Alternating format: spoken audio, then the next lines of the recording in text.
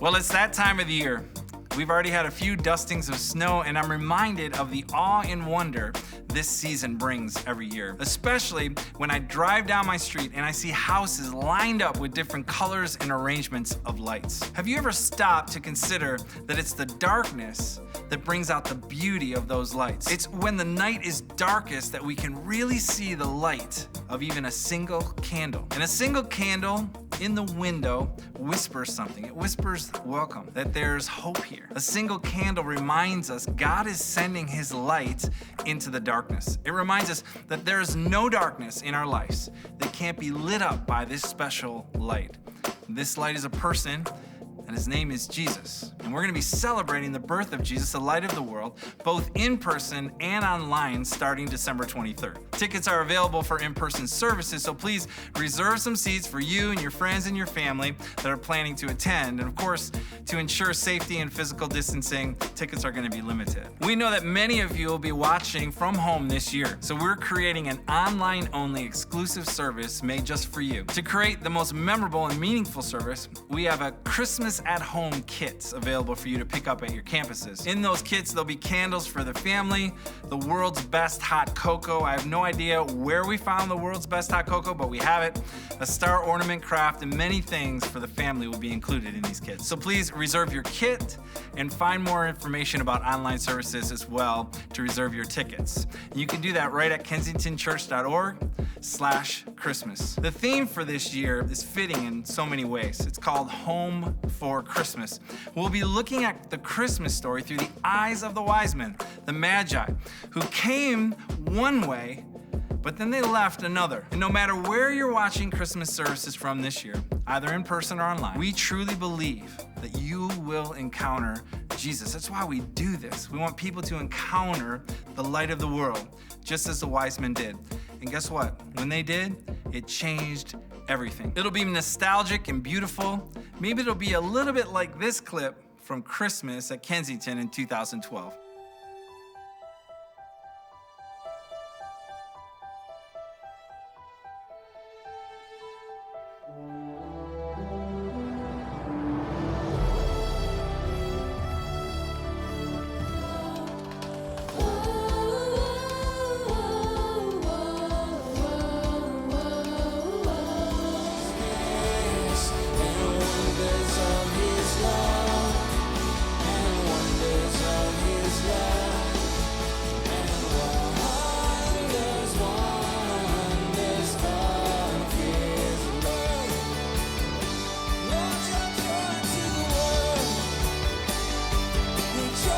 Man, there's something about looking back at the past with fresh eyes. Today kicks off a brand new series that we're calling Foundations, and I'm super excited about this series because together we're going to explore the beginnings of Kensington, the way that God grew and shaped this community. And we're going to be hearing from each of the founding couples. And today we're going to kick it off with Mark and Callie Nelson. You know, Mark and Callie have a very, very special place in my heart, in my wife Amy and our family. Mark really took a chance with me almost 20 years ago where he hired me to come on staff, and I was so new in my faith. I look back now and I cannot believe that he actually did that. But he brought me on staff and he walked with me and really did disciple me and train me in the ways of arts, in the ways of church, and more importantly, in the ways of Jesus. So I just owe so much to Mark and Callie, and I'm so grateful that you get to hear from them today. So sit back, really take in what God is going to do today. Thank you for joining us.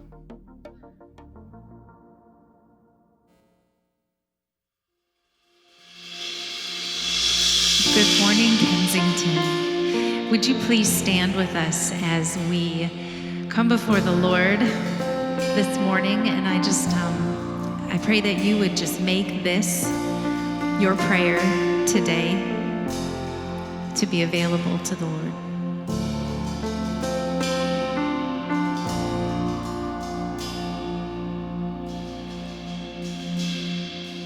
Narrow as the road may seem,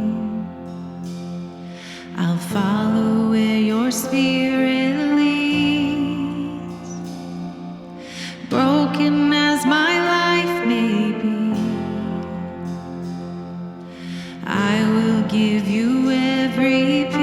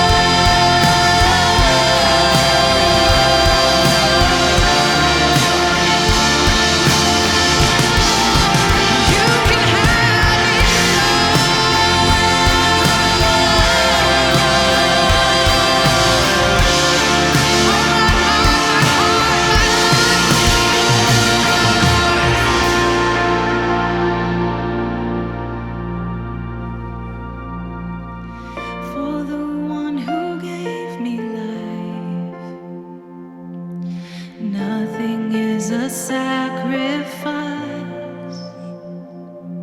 Oh, use me how you want to, God.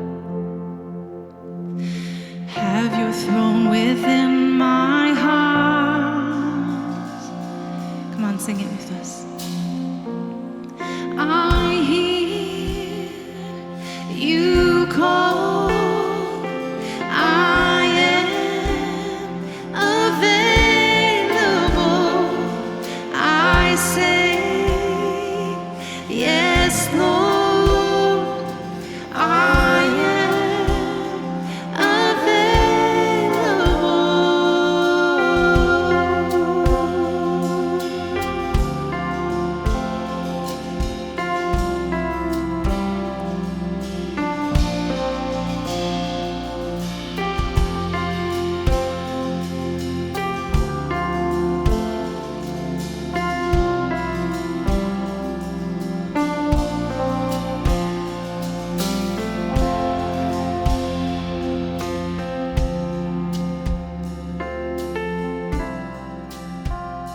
Morning, Orion. One of the things I'm excited about this morning is being able to host essentially an opportunity for us to listen to the story of Mark and Callie Nelson. And I think especially because Mark's life is a great example of what we just sang, of what God can do when you say to him, I'm available. At the same time, what's at stake when we say no to God asking, are you available? It's also one of the reasons why, frankly, I love the next moment of what we're going to do together as a community with our offering. Because this is a moment of us also saying to God, I'm available. With, frankly, one of the things that we tend to be least available with and most guarded with. But when we open up even that to God and say, I'm available even there, the things he can do is unbelievable. Not just with it, not with our resources, but in our own hearts. Which is why a moment like this, when we go to our moment of offering, you realize that that's as much a moment of worship as anything else that we do when we gather. It is a moment of trusting Jesus. It is a moment of saying we love you with everything that we have. It is a moment of us embodying what he said is the greatest way to live, to love him and to love others. As a matter of fact, I want to share a really cool thing that we're doing this holiday season as a result of your generosity through your giving.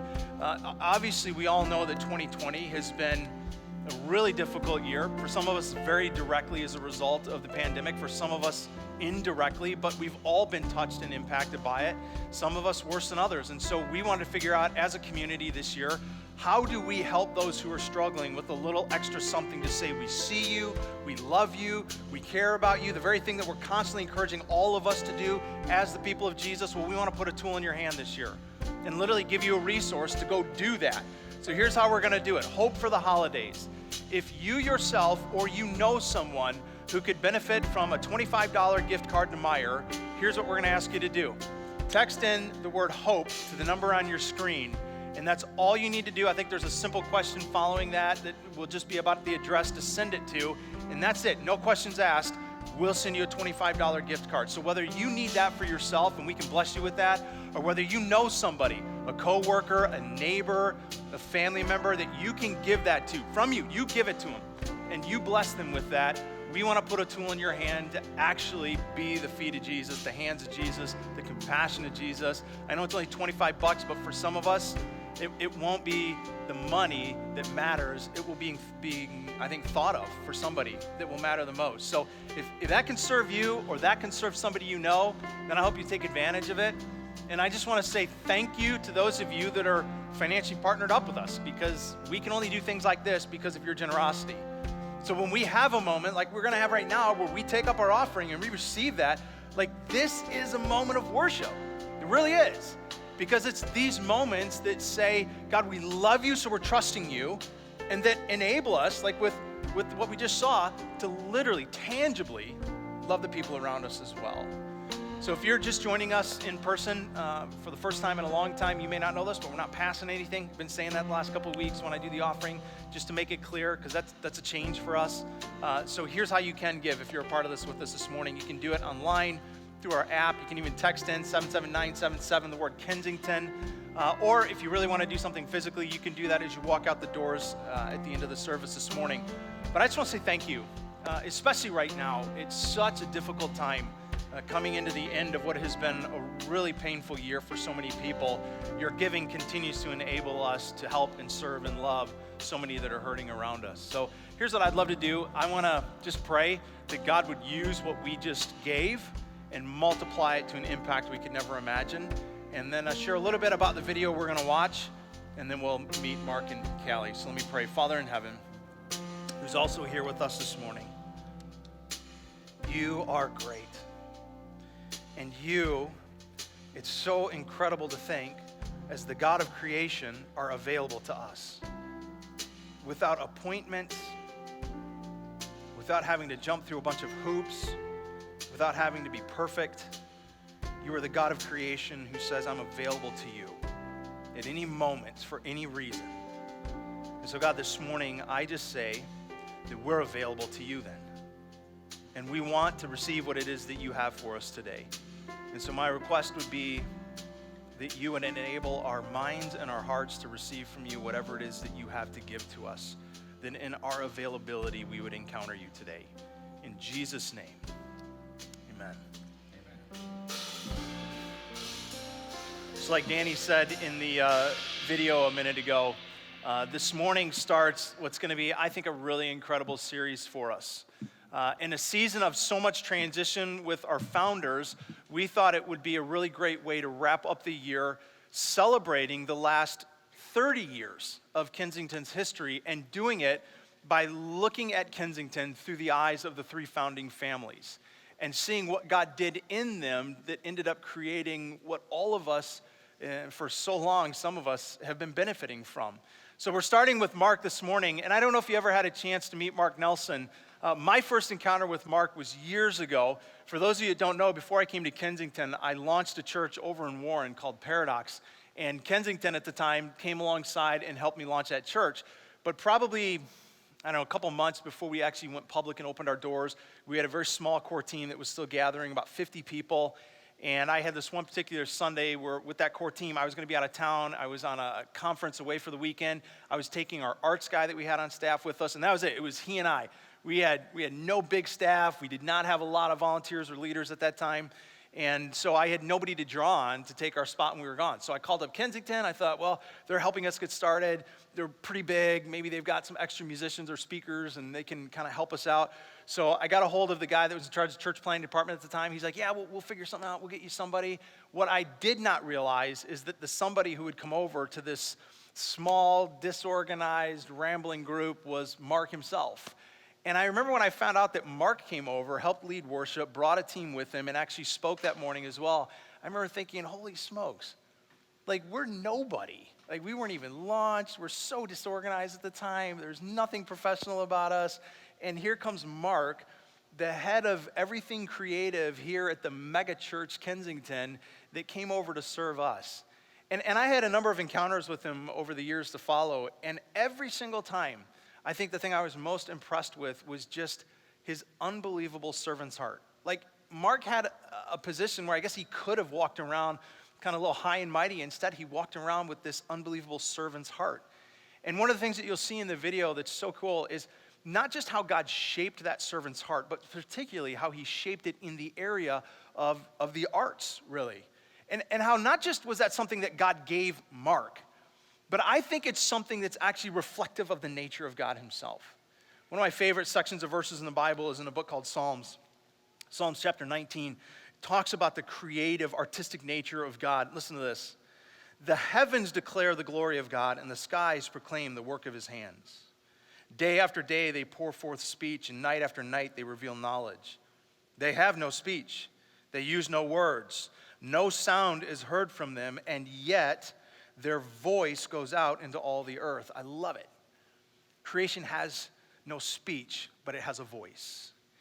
And like any form of creativity or art, Whether it's the art of creation or whether it's a painting, a sculpture, whatever it is, art has this unbelievable ability to tell us a couple of things. Number one, there was somebody whose mind dreamed it up. Number two, there was somebody whose hands formed it. And one of the things that Mark deeply believed is that we could use artistic moments, creative moments in the context of the church to become the voice of God, to be a voice for God in a way that even spoken word can't be at times.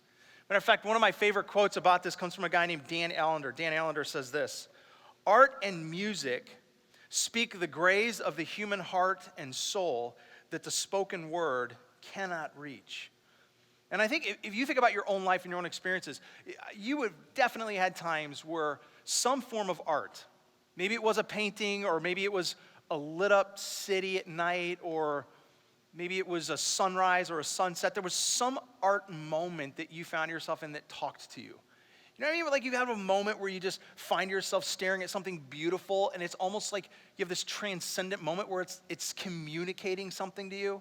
A few years ago, my wife and I took our kids to the Grand Canyon. I actually have a picture of us sitting right on the edge of it at one point.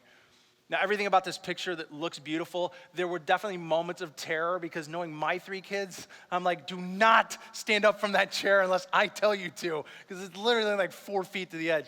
But there was a point like sitting there where I just looking out over the vastness of the Grand Canyon, like just being in awe and having one of those moments where it was almost like it spoke. And then there was a moment where I'll just tell you honestly, I don't know what you think about God speaking in his voice. Like I don't know if you believe this or know this, but you can hear God's voice, not necessarily like an audible way, but there are ways that we can hear God's voice in written form, as well as just the way he impresses thoughts into our mind and heart. And I'm telling you, I sat there and I felt like I heard God whisper into my ear, "I made this for you." And he made it for all of us. There's something so precious and beautiful about art, and especially in its ability to communicate without words. And one of the things that was so powerful about what Mark brought to Kensington over the years, from day one until present day, is a belief and a passion that through the arts of Kensington, whether it was lighting or a drama or music or stage design or room design, like in all these different forms, is that it could have the ability to communicate God's voice to us and to draw us into the presence of God, to have an encounter and an experience with him that even at times the spoken word itself can't do. So we're going to listen to a little bit of Mark's story and his journey that God brought him through, that was really the birth of him saying to God, "I'm available." So here's Mark and Callie Nelson. I remember as like a teenager, not sleeping well at night, being concerned or worried, but I had a relationship that was very private with God.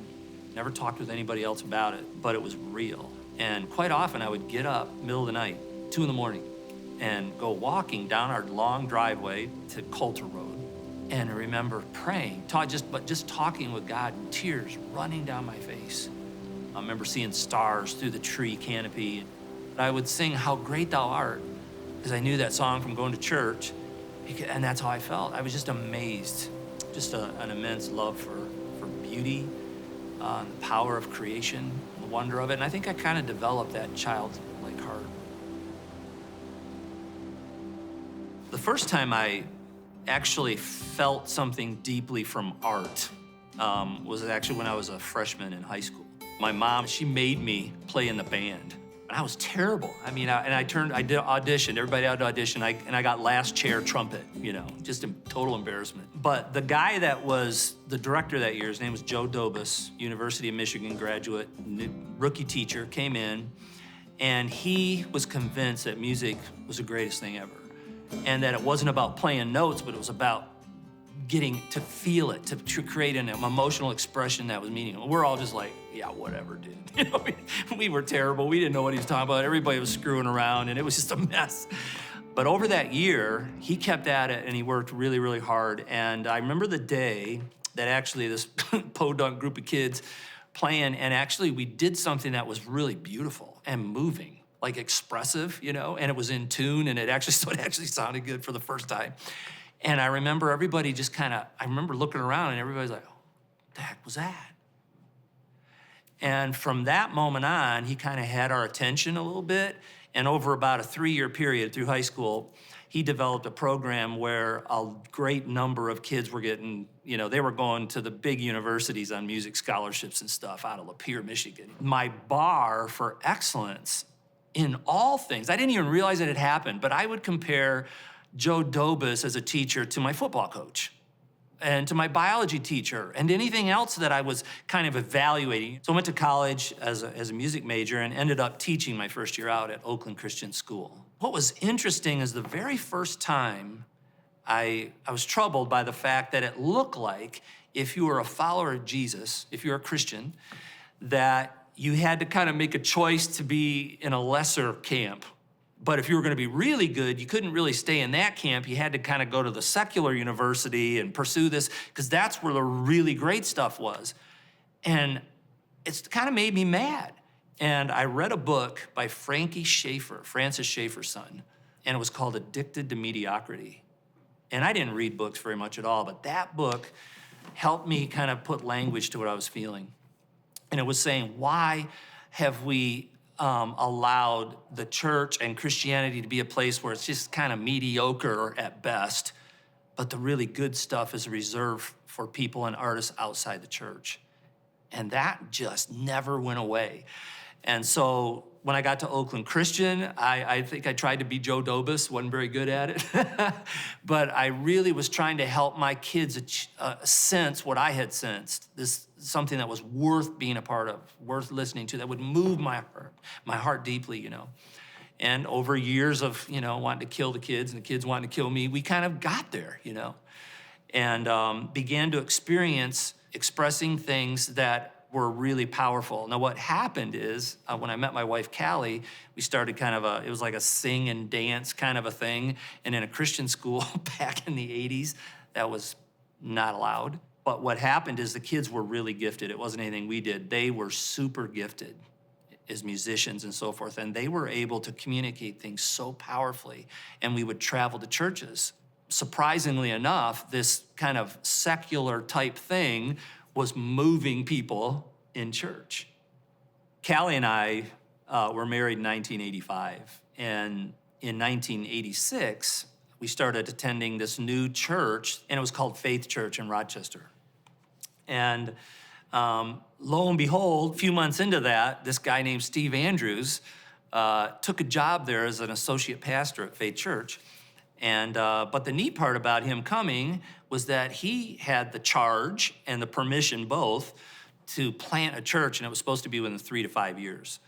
And so I'm like, wow, is this a real thing? People do this, And then shortly after that, Dave Wilson came from the University of Nebraska to become the chaplain for the Detroit Lions here in Detroit. He lands there. Somebody told him about this little church start in Rochester Hills, and so he came and ended up there. And so within a period less than a year, all three of us ended up at Faith Church. When I first saw Mark and Dave and Callie, Ann wasn't on the stage, but they were up leading the praise music before the beginning of the service at Faith Church. We weren't allowed to do praise music in the service.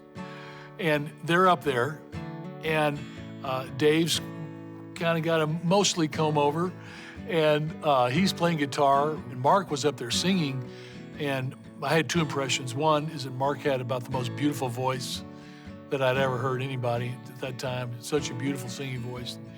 And he and Callie together were angelic, but I didn't realize that he was a star quarterback for Lapeer High School, that he had all these other gifts. And of course, then meeting Dave, I didn't realize that both of these guys, we all three were quarterbacks, only they were good. Both those guys were actually good. And so we started hanging out and playing basketball and working out. And what we found is that we all had the same passion, which was for our generation to meet Jesus. We all had great experiences with Jesus and bad experiences with church.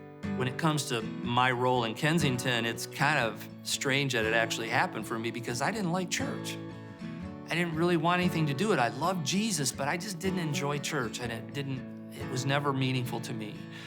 And so Steve came to me one day and said, hey, I would love for you to consider being part of starting a new church with me, a church for the unchurched, people that don't like church. And I'm like, dude, you're coming to the wrong person. I'm not interested.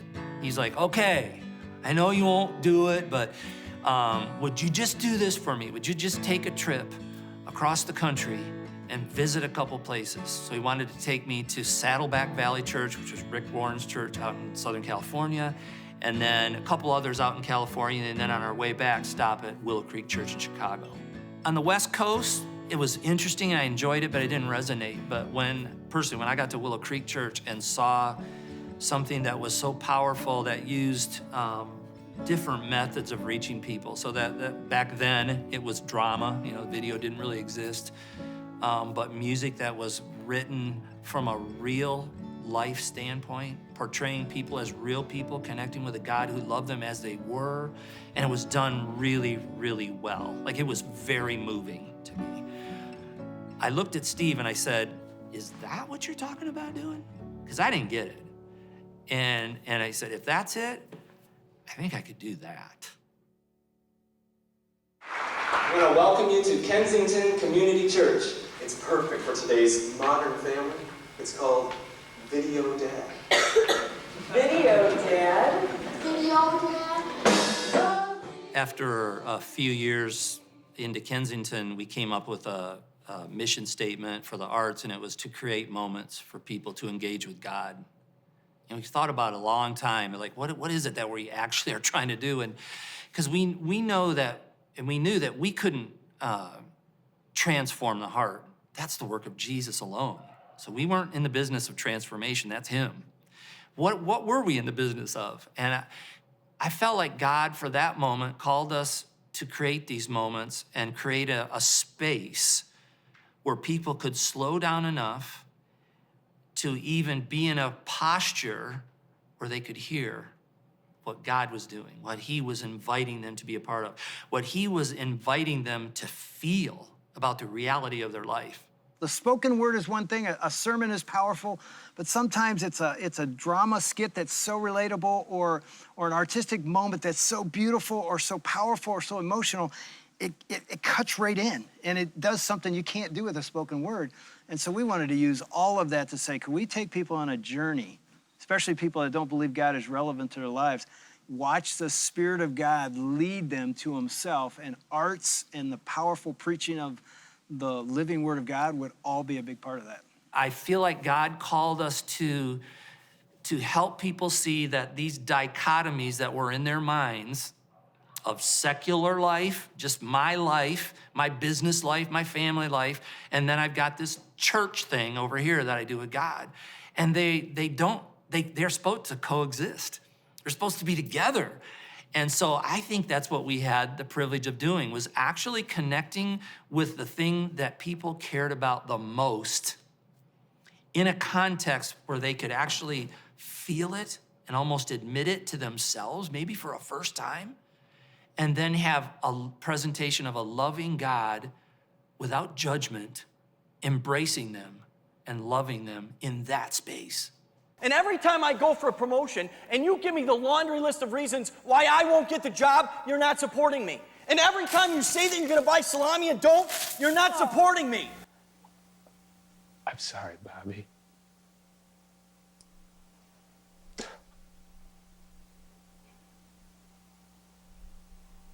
I'm sorry. The good movies, good films, they reach in and they help you identify with your greatest needs, your greatest feelings, your greatest fears, your greatest longings. So it's in another character. Well, you've got a grid, right? So I'm watching this character, but my grid of my life is over it like this. So I'm seeing the character through my life and all the different parts of it. And so I felt like the challenge was to say, because you could take a topic. What's the topic of the message? Well, being wise with your finances. Okay.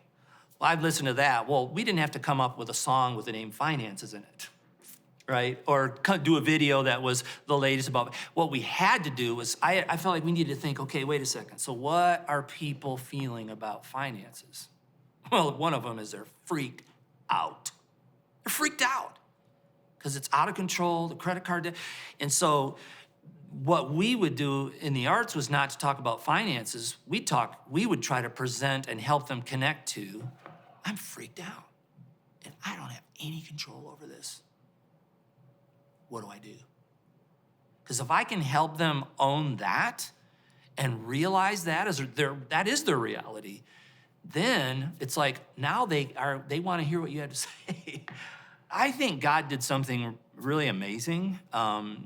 Is that I think he brought Steve and Dave and I together for a very specific reason. And we brought really different things to the table. So Steve has this powerful apostolic gift where he has a heart for reaching people of all nations, of all people types, and having them experience Christ and having the church grow and moving into that's his heart. It's move to people that don't know, right? And Dave's like that, but different, is more of an evangelist approach. He's like, I want everybody to come to know Jesus. But it's gonna be right here, me and and Dave has this amazing teaching gift to go along with that. Mark had a prophetic gift, which was, what is God saying? What mountain? Where are we going? What are we hearing from God? It was sort of a prophet's gift. And so those three together, it was a beautiful mix. It really worked, and we all understood our different roles, and we ran fast. As our first 4 kids got older, we were able to experience those opportunities of singing together and being a part of this mission. We always brought our kids along on the mission, but then they really got a chance to be active participants in it. And as a mom, those are treasured memories for me. I think for me personally, there were artistic moments that I was a part of and artistic moments that I didn't play a part in, but I got to watch these people that I loved and was living life with create this beautiful moment through their craft.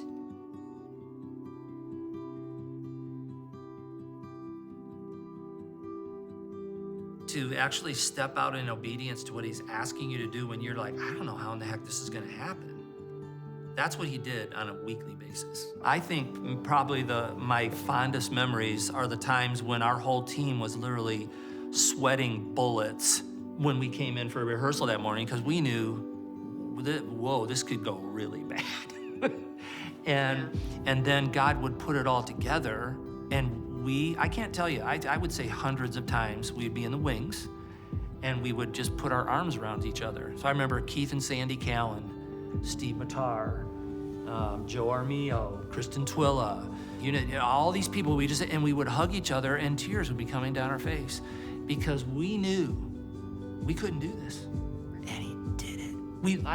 I remember so many times we'd be in the back and go, oh my gosh, look what he did. I think what I learned is I'd heard that term from the story of Moses where God says, pick up the stick, and basically the whole concept of use what's in your hand. What I give you is enough. And Moses is like, I can't do this. There's no way I can go to Pharaoh, right? He's gonna kill me. And God basically said, use what's in your hand. And that became a war cry for us. And all of these values or these war cries were birthed out of experience. It was seeing God go, hey, you got what you need. I just think that's what's so exciting, and it's not a Kensington thing. This is a life thing, and I think more and more as we've gotten older, this is what God has done more. I thought when you got to be about 25, you figured out what you were gonna do for your career, you found a spouse, and you locked in and did it for the next 50 years. And you get those 2 decisions right. You get the right career, you get the right spouse, you're set. And one of the biggest surprises of life for me, and I think for you too, is that as we go through life, every day, God's like, hey, I got this idea, and it's bigger than me, and I don't want to do it, and I can't do it. And he's inviting me into that every day. Why? Because he wants to do something that's God-sized, not Mark-sized. He said, yeah, anybody can do that. I want you to do something that only I can do. And that's been our experience over and over and over, whether it's Kensington services or if it's our family. He's always, regularly, daily calling us into something that without him, I can't do it. Everybody who's at Kensington now is on an adventure. And none of us, the adventure, is Kensington. Kensington's not the adventure. It's Jesus that's the adventure. It's Jesus calling you and your unique created being that he made you into something in partnership with the Holy Spirit that could never be done by another person, never will be done by another person. That's our excitement for people, every person, that they would find within. Some of them, they're gonna have that adventure at Kensington. Some of them are not. And it doesn't matter. What matters is that we can get to a place where we can surrender with no agenda and say, God, have me. Here's my life. Here's my life. You lead me. I'll follow. Well, wait a minute. I can't afford that. I don't have the resources. I'm scared to death. I hate that. I'll follow. And when we do that, it's going to be amazing. It's going to be Kensington in 10,000 different alliterations.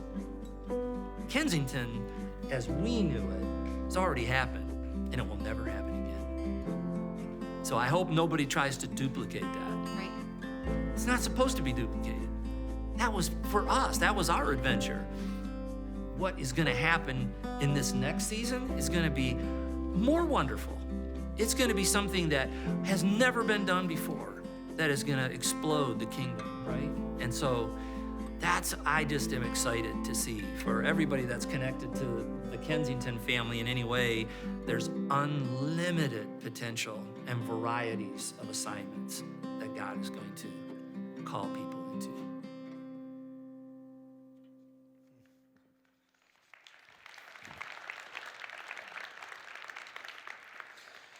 I just wish he was here in the room with us so he could actually feel us appreciate him.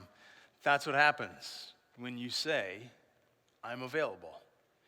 Now, here's the one thing I want to make sure that you don't miss. Because what we could do with a story like Mark's is you could go, great, that's his story. Right? That's the story for people like him that are creative. That's what creative people do, is that kind of stuff. But that's what only people like him do. And so I feel like God gave me this thought in light of this whole message in this morning and the idea of creativity and artistic ability. And it's actually my earliest memory that he took me back to this last week.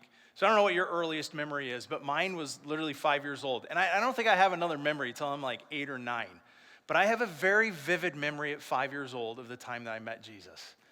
When I was 5 years old, I remember being in the same classroom every single Sunday on, I can't remember even what city it was in, but I remember sitting in the classroom on this carpet. You remember the rope carpets, the multicolor? They wound all around. If you were a kid, you used to always, if you were a kid like me and totally distractible, you were always following it like a race car track. That was me in this classroom. Mrs. Jessie was my teacher. Little old Mrs. Jessie, week in and week out, teaching these rambunctious, obnoxious little 5-year-olds the stories of Jesus. And I don't know if Mrs. Jessie would have ever described herself as an artist. Couldn't ask her. She's probably been gone for many years now. I don't know if she ever painted anything or wrote a poem. But in light of this morning, I was thinking about her, and I feel like God brought my thoughts back to her in this last week. And here's what I thought. She was an artist. And her art was that every single Sunday in that room of 5-year-olds, she created moments of explanation, where she opened this book and tried to teach us who Jesus was and who he wanted to be to us. She created moments of inclusion, where I remember her doing things that tried to form this little group into its own community. She created moments of consistency, where week in and week out, she was in that classroom. You just knew you could depend on Mrs. Jessie to be there. And I don't know why it was this one particular Sunday, but I'll just never forget. 5 years old, this one Sunday, God used all of that, those moments that she had been creating, used all of that to get through to the head and the heart of a 5-year-old little boy, and changed my life that moment on that carpet.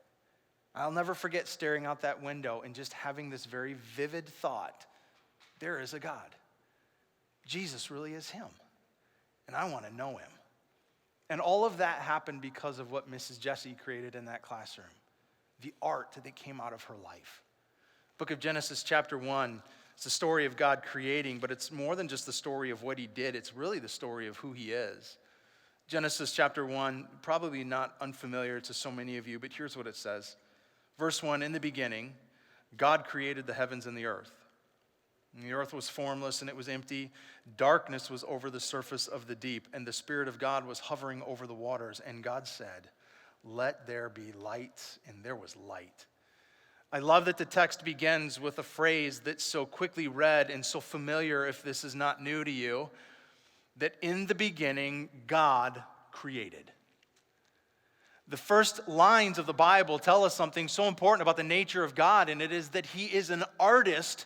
He is a creative. It's not just that he created, he is a creator. He is an artist. He is a creative. And here's what's so cool, is that God pressed himself into his creation called mankind, that we are just like him. Genesis goes on in the same chapter, in the 26th verse, it says this, then God said, let us make mankind in our image and in our likeness, so they may rule over the fish in the sea and the birds in the sky and the livestock and all the wild animals and over all the creatures that move along the ground. So God created mankind in his own image. In the image of God, he created them, male and female, he created them. Here's what's so cool. We open up the book of Genesis and we learn right off the bat that God doesn't just have the power to create, he creates because he's a creative, because he is an artist. And then we read before the first chapter ends that in his artistry, he makes mankind. And in making mankind, he presses into us his image and his likeness. That's so important. Those are two different things that have to be understood. It's not just that we are made in his image, we are made in his likeness. You and I are artists. And I believe that the likeness of God that is an artist, a creative, that created all that is, he pushed that into us when he made us. Into our likeness is his likeness. We're made in his likeness. We're artists. We're creatives, every one of us. And then as you start to read through the stories of the Bible, you see this worked out in the people that God makes. Adam, for example, first man, first woman, Adam and Eve. It's so fascinating what God gives Adam to do as a job. Of all the things he could have given Adam to do, sit on your knees and worship me for all eternity, or do something that feels more religious, or like he could have given him any number of jobs. What did he tell Adam to do? You were to take care of a what? Do you remember? A garden. Yeah. He puts him into a responsibility to be a creative, to tend, care for, nurture, develop, grow. Adam goes on to have a family. Of his family, one son is Cain. Cain eventually has a family of his own. As a result of having a family, he realizes my family needs a place. So Cain builds a city. There's some art for you. He creates an entire city, names the city after his son, Enoch. In Exodus, second book in the Bible, 31st chapter, we have the first time that the Bible ever tells us that a human being was filled with the Spirit of God. And I want you to see to what end God says his Spirit enters this person. Watch this, chapter 31, verse 1. Then the Lord said to Moses, see, I have chosen Bezalel, the son of Uri, the son of Hur, the son of the tribe of Judah. And I have, watch this, filled him with the Spirit of God, with wisdom and with understanding, with knowledge, and with all kinds of skills. For what reason? Watch. To make artistic designs for work in gold, silver, bronze. It goes on to become what was the earliest church, if you will, the temple, the gathering place of God, the meeting place of God with the high priest to communicate to the people. But it's just interesting that he says, I chose him, I filled him for what end? That out of my filling he would create, he would design, he would be an artist. You and I are artists. And I don't care if you ever paint or not, write a poem or not, create a screenplay or not. In who God has made you to be, you are uniquely formed, and you are made in his image, you are made in his likeness, and you are made to create. You are an artist, every one of you. My daughter even reminded me of this recently. I have two daughters, Jocelyn and Corinne, and my daughter Jocelyn is in some ways, she's very abnormal from your typical 13-year-old, because most 13-year-olds, if they were anything like me growing up, when it comes to this time of year, you got one thought in your mind: what am I getting? right? You're just thinking about what I'm gonna get. You're developing your Christmas list. I'm not gonna lie, I'm still that way. I like my things and I want my stuff. So that's like, that is not my daughter, Jocelyn. So she's been coming in for weeks now into Christmas, excited off the charts. Do you know why? Not for what she's gonna get. Serious. For what she can give. She's got a list of all her friends, all the people she loves. And she's been going through this list meticulously with, I'm gonna get them this, and I'm gonna get that. She's looking things up online. She's telling her mom, I need you to get this on Amazon. I need you to go to the store to get this one. So the other night she comes in and she's like, Dad, I gotta show you this stuff. And she goes through this whole list of things and people and names, which, by the way, I was not on that list yet. Sweetheart, you've missed one of the most important people. But she gives me this whole list, and she's like, and then I got Addie this, and I got this person this. And I'm like, what 13-year-old does that? Where she's so excited about giving all these gifts to the people that she loves. And here's what I thought, especially in light of this whole message this morning. She's an artist. And it's not just even in this moment. As I think about her life, she has lived a life already in 13 years, almost 14. She'd probably want me to tell you that. In almost 14 years, she has lived a life already of creating consistent moments of relationship. She creates moments of inclusion. She doesn't like people to be left out. She creates moments of care, of compassion. She creates moments of love. You are an artist, made like God, to be like God, to create. And so here's the only question I want to give you this morning as a way of what do we personally take from this today? If that's true that you were made to be an artist, is your life creating what you want it to? Are you creating what you want to with your life?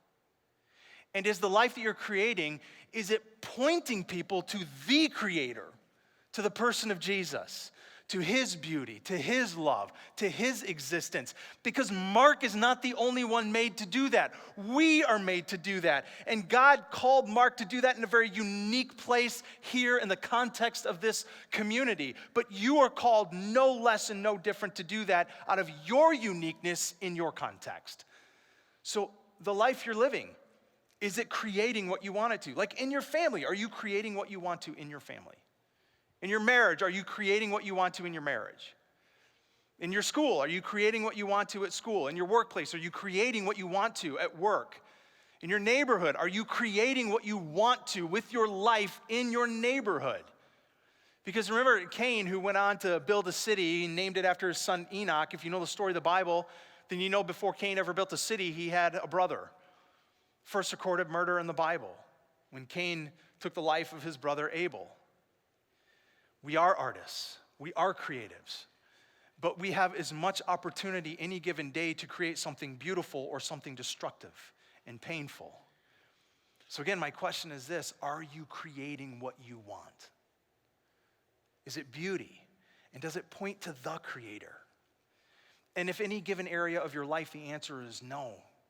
You know what, right now in my marriage, I'm not creating what I want. Or at my workplace, no, I'm not creating what I want to create. Then what will you change in 2021 to create what God's made you to create? A life that brings beauty to this world and reflects, most importantly, the beauty of Jesus. One of the things that we have used again and again and again to be that avenue of creating beauty, reflecting beauty, has been all the ways that our kids have brought that to our stage, to our community, outside the walls of this community. And one of the ways that that's happened was all the way back to something that Mark originally dreamed of that turned into a present-day reality called our Kaleo Kids. And so we have another video for you about Kaleo that's run by a woman who was impacted by Mark early on, caught his vision, and began to run with that to turn Kaleo Kids into not just a place that honors creativity, but even creates creativity in our kids that's impacted not just so many of us here throughout the years at Kensington, but so many outside of these walls as well. So Renee Mullenix is her name, and here's her story. I was a student in the very first class of the Kensington School of Arts back in probably 1997. Through the School of Arts and with Mark Nelson being one of my mentors, I started to kind of see this bigger vision for what these passions that I had for music. One of the foundations of the School of Arts was that you're a child of God, that you're loved by him, and anything that you create should come out of that. So after I graduated college with my music degree and I got married, we ended up here at Kensington again. And I started out as a music teacher for a program that was called New Community Kids at the time. We met on Wednesdays, and it was this arts program where we would coach the kids over the course of like 12 weeks. And then over time, Mark Nelson, who was directing it, ended up having to take on another role and was looking for a director. And so I stepped into that role. Opportunities started to unfold for us to expand and grow to other locations, other campuses at Kensington. And the real turning point was when the schools came to us and said, hey, we're really in need of some supportive arts programs. Could you help us? And we thought, okay, let's replicate what we do. Let's try it out. So we kind of went all in on this vision that we felt God gave us, and we changed the name officially to Kaleo, and it means to invite. Everybody has been familiar with the Kaleo program. It had been around before our partnership with them. But at a point, we just saw the need really to invite our school partners' kids into this beautiful program. We took a risk. Renee took a risk in saying, yes, this is important. And so we have had this beautiful relationship with our school partners where we have kids from the campus and kids from our schools who are doing Kaleo Kids Together. And actually we've had, at one point, up to 4 schools that were hosting the Kaleo program. And so our schools were really welcoming in having the campus kids and their kids working together. We were really nervous the first time we went in, mostly because these kids really hadn't done anything like this before. And, we come in with our, loud music, and we're getting them moving, and we're not hard on them, but we do challenge them, and we keep them, on their toes the whole time. And we didn't really know if they would love it or what they would think. But by the end of the session, to watch these kids come in literally asking, like, what is a dance class? Are we gonna wear tutus and ballet shoes? To, in the end, learning an entire piece and going up in front of their whole school and confidently dancing and feeling proud of what they did. It was such like a joyful thing for everybody. Even the teachers just were shocked to see some of their kids up there leading. We wanted them to have a bigger vision that when you know who you are, which we believe you are a child of God, and we really wanted kids to understand that. So it's really fun because the arts kind of can open up something in a child that might not show in other ways. And so when you have this team of people that love God and they're listening to God in the moments to say, hey, what can I do to help reach or connect with this kid? It really becomes this amazing opportunity for God to create something that we would not have seen otherwise. We actually hosted a songwriters workshops for 2 of our schools for 4th and 5th graders. And the song lyrics that came out of those sessions were truly amazing. I mean, themes about beauty and our differences. We're stronger together. There's color in our emotions. I mean, just really big feeling and topics for kids in 4th and 5th grade. And they were just amazing. The kids loved it. Whenever we'd come in, they'd say, when are the music people coming back, But it gave voice. It gave them a way to express their feelings, their ideas, their thoughts, their voice. Our dream would be that we would be able to expand in these schools, offer more programs to the kids there. We get asked by teachers all the time, can we take on more students or, move on to this school? But really it's the relationship piece that we're really passionate about. And so I think that would be the dream. Renee's passion, not only for the arts, but for the kids and bringing kids and people together is just, it's contagious. Her joy and her love for this is truly contagious. We had a student a while back who had been in our program for years, and it was his 5th grade year that he actually auditioned and received one of our lead roles, and he hadn't really had one before. And it was kind of one of those risks as a director and as a teacher, as we were like, I think he's ready for this. Let's give it a go. We all felt, that this was his time, and he really did an incredible job. And the cool part of the story is the mom came back to us later and said that this was such an important mark for her son, who had Asperger's, which we didn't even know, and was really struggling, and had entered into the school one day to volunteer and the lady at the front desk said, "Hey, you should go in the cafeteria. He's up there doing announcements for everybody right now." And she was just completely blown away that he had come, so far, and just his confidence and his just, even just to be himself among his peers. Before the pandemic, we had about 6 locations in different schools and at different campuses, and we're reaching about 300 kids at the time. And now, since the pandemic, we've had to really adjust and kind of recalibrate our program and pivot what we do. And so we've just been really creative and, try to have some fun with the limitations.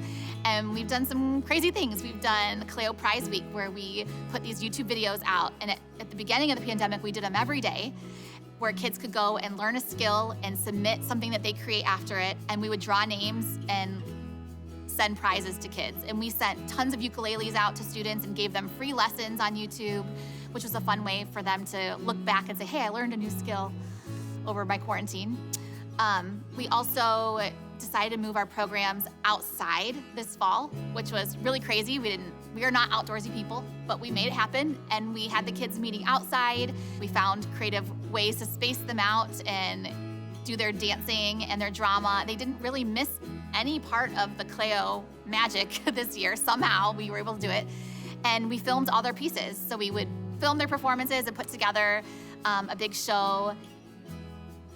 I want the students to know how loved they are by God, how special and unique they are. They don't have to prove themselves to anyone, and that there's a beautiful future for them. And when they trust God and they just continue following Him, they're gonna experience that joy, and they're gonna overcome trials, and they're going to really shine in their uniqueness. Renee and her team do such a wonderful job pouring into our young students, training them to be powerful leaders, not only within Kensington, but as you heard, out into the community, into our schools. I was here in the very beginning when Mark had the School of the Arts, and he had a vision for children. And I remember him saying this, that they're not just cute kids, that they are powerful leaders for God's kingdom. And Renee has taken that and just moved that into our community, training kids and letting them know how deeply they are loved by Christ. I can't help but hear that story and then come to a scripture in Matthew 18, one of my favorite ones about children. It says this, at the time, Jesus' disciples came to him and asked him this question, who is the greatest in the kingdom of heaven? He called a child among them and imagine he put him in his lap. And he says this, truly I tell you, unless you change and become like little children, you will never enter the kingdom of heaven. Whoever becomes humble like this child is the greatest in the kingdom of heaven, and whoever welcomes one such child in my name welcomes me. This kind of work that Renee is doing is pouring into the next generation and giving them confidence and vision to go out and change the world in Jesus' name. This is what we're about at Kensington. And so as we head into the new year, as this year is coming to a close, I would ask you this. Would you pray and consider giving a year-end gift to Kensington? It's these Christmas gifts that you give that actually fuels these kind of ministries all year long. I'm so grateful that we can see this and be a part of it. Thank you so much for your generosity. I can't wait to see what God's gonna do in 2021.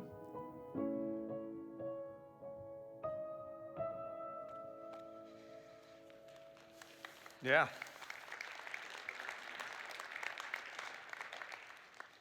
When I was in high school, I had this weird experience in church one Sunday. Maybe I'll tell you the whole story one day. But the way the experience ended was with me and a friend of mine I invited to come to church with me that day, sitting in the back of the auditorium, having just come home from a weekend away retreat with our youth group. He had never gone to anything church-related before. It's the first thing he had ever done. We got back from the retreat. He had an incredible experience, and he said, hey, let's go to Sunday night church. I'm like, you want to go to church? All right, let's go to church.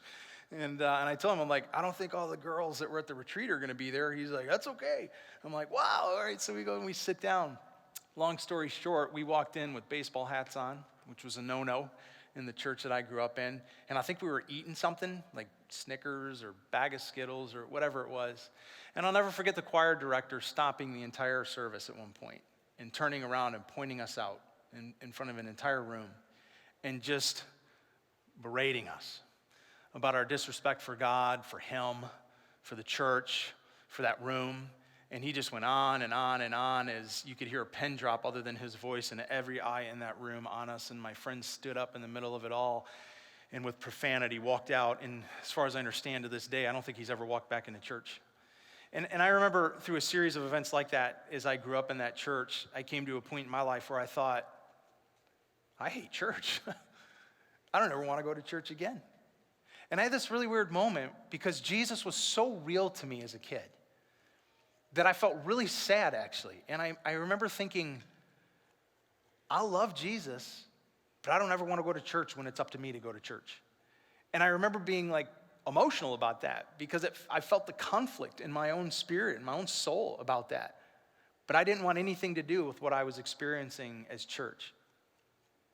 I am so thankful for places like Kensington and so many other churches that are creating the opposite experience for our kids. That are creating a place that is not saying to them, God doesn't want you near him if you wear a baseball hat, but says instead to all of us, bring everything you are to the feet of Jesus. Everything. If it comes in a baseball hat, if it comes on the end of a divorce, if it comes with an addiction, bring everything you are to Jesus because he wants every bit of you. And I'm so thankful that this is a community creating something so much different than what so many of us experienced growing up that, frankly, for long times, for many of us, drove us away from Jesus and drove us away from God. It's why, to be honest with you, I am unapologetically going to agree with Danny in asking that as we move into the end of the year, and as all of us, myself and my family, you and your families are all asking of ourselves, even and many of us asking of God already, like, who do you want us to bless this year? Who do you want us to help? How do you want us to give? And we're doing the gift-giving thing, is that you would seriously lay before God, how would you have us go above and beyond with a year-end gift to Kensington? Not for the sake of Kensington, but for the sake of the mission that we are all a part of, creating something beautiful and different here. Leading people truly to the person of Jesus. Like Mark said, that the journey is not Kensington. The journey is Jesus. But God's using this place called Kensington to lead people to that journey. So when you came in this morning, you should have all gotten one of these to take home with you today and to start looking through, just as a way of celebrating what God has done this last year, and in many ways also beginning to anticipate what he's going to do this next year. And honestly, I could go through every page here with some form of excitement over the different things in here. I'll just highlight a couple. Like the page that talks about church planting and campusing. Like that's near and dear to my heart, being the director of church planting here at Kensington in addition to my role at Orion. Like, I love being able to be a part of starting new churches. And Kensington is very unique among churches. Over our history, we have launched over 80 churches, and that has only happened because of your generosity. And so many people that I talk to are blown away by that. 80 churches, that isn't an enormous endeavor for us to have taken and to have accomplished over the last number of years. As a matter of fact, I don't know if you realize this. I've been able to share this with a number of groups recently. We have been driven in terms of church planning by a vision for the last number of years that came from Steve Andrews called Vision 2020. The vision was to start 40 multiplying churches by the year 2020 that would reach 250,000 people. And so I've had the privilege as the new guy coming aboard in the year 2020 to tell everybody that we have done it. I've been able to meet with multiple groups recently and share as we've compiled all of the data and crunched all the numbers that we did it. Here we are in 2020, we have over 80 churches that we have launched, so 40 that multiplied, launched other churches, and we have reached well north of 250,000 people through those endeavors. Here's what's also exciting. One of our, and you'll see this in here as well, one of our new global partners this year is an organization called the Timothy Project. Now, the Timothy Project operates primarily overseas right now as an endeavor to plant churches in regions that we just would never be able to get into. With our partnership and with taking them on as a new global partner this year, we've set a goal that is going to be very achievable through them and with our partnership to see over 3,000 churches planted overseas. Again, this is only happening because of you and your continued support. On a personal level, I would highlight things like 1829, Edge, Breakaway, our high school group, junior high group, our 1829 young adults group. I mean, that's personal to me. I've got a son who's almost 18. I've got daughters in junior high going into high school. I mean, I can't tell you how important what we do in Edge, 1829, Breakaway is to me personally, and I know to so many of you as well. Even divorce recovery. We have Celebrate Recovery, Grief Recovery. I love that we're a church that doesn't say, you've got to be perfect to get to Jesus. We're a church that says no perfect people are allowed here. And we believe that by putting efforts into creating spaces where some of us who are hurting deeply can come and find help in relationship and find the hope of Jesus. Again, I could go through everything in here and be excited about it. Here's what I would just ask you. Go through this. Spend time this next week and in the next couple weeks as we begin to come to the close of this year and just ask, Jesus, what would you have us do as a family to continue to be a part of funding what happens to reach the world with your hope and your message? I don't know if you realize this, but what we do at the end of the year in terms of your generosity fuels much of what will happen in our endeavors to accomplish our mission over the next year. So thank you for what you've done this last year. And thank you in anticipation for what I know together we're going to accomplish in the year to come. So here's the last thing we're going to do as we go into our closing song this morning is one more short video clip of Mark. One of the things that I have been told about Mark that he deeply believed is he just believed in these ways that God would meet us on very tender, personal, kind of quiet moments. So there's this song that Mark sings about coming to Jesus, flying to Jesus, that is just that. It's personal, it's tender, it's simple, it's quiet. But he also believed that it was on the heels of that God took us to the magnitude of who he is, which will be the song that will follow. Here's Mark. And with your final heartbeat, kiss the world goodbye, and go in peace and laugh on glory's side, and fly to Jesus, fly to Jesus, fly to Jesus, and live. Fly to Jesus, fly to Jesus, fly to Jesus.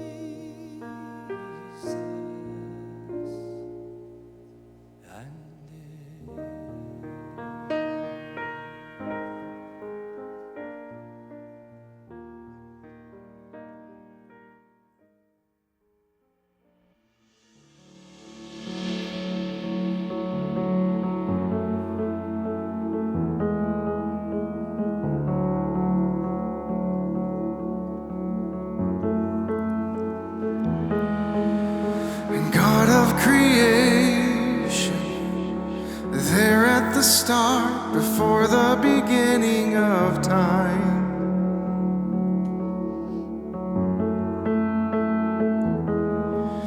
With no point of reference, you spoke to the dark and fleshed out the wonder of a light. And as you speak, 100 billion galaxies are born. In the vapor of your breath, the planets form. If the stars were made to worship, so will I can see your heart in everything you've made. Every burning star, a signal fire of grace. If creation sings your praises, so will I.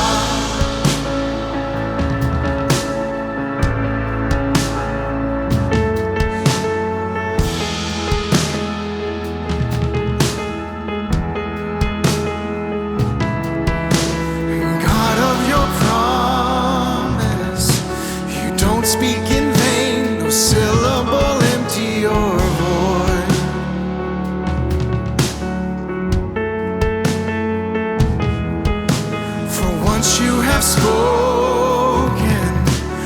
Nature and science follow the sound of your voice. Ooh, and as you speak, 100 billion creatures catch your breath,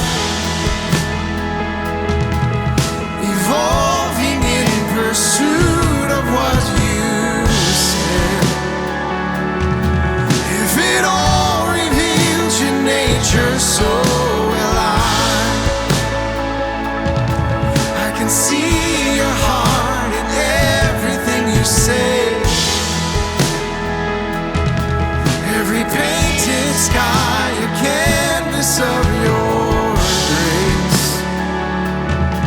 If creation still obeys you, so will I.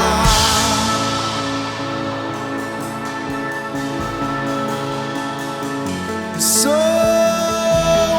will I.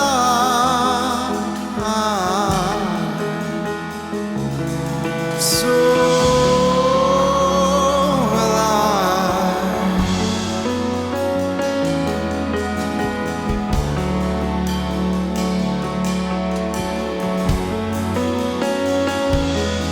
If the stars were made to worship, so will I. If the mountains bow in reverence, so will I. If the oceans roar your greatness, so will I.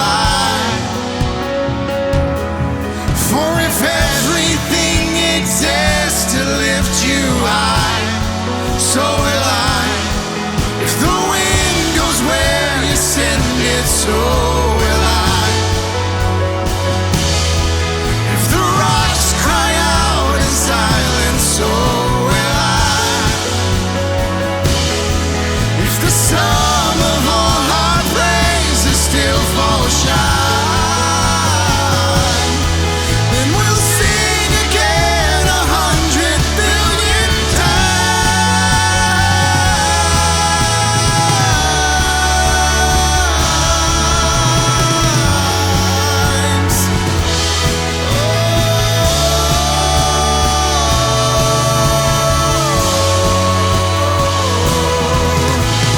God of salvation, you chased out my heart through all of my failure and pride.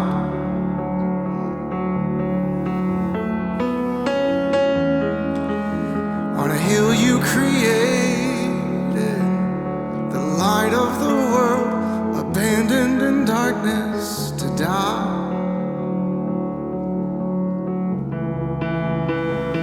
And as you speak,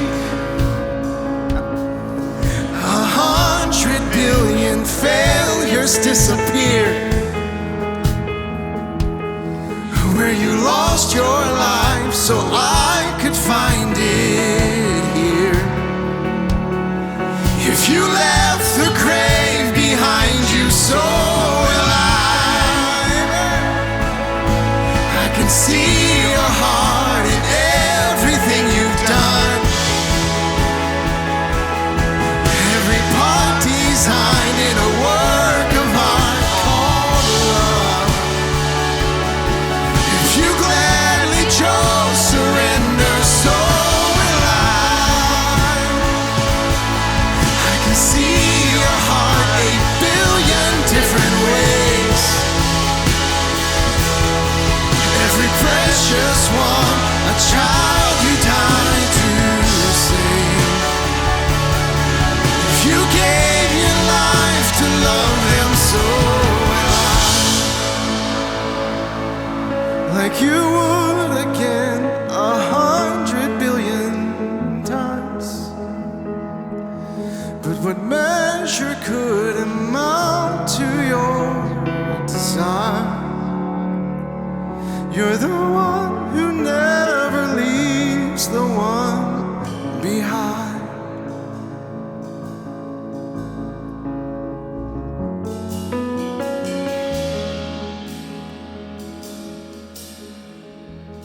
Man, I want to thank you guys for what you create in moments like that for us.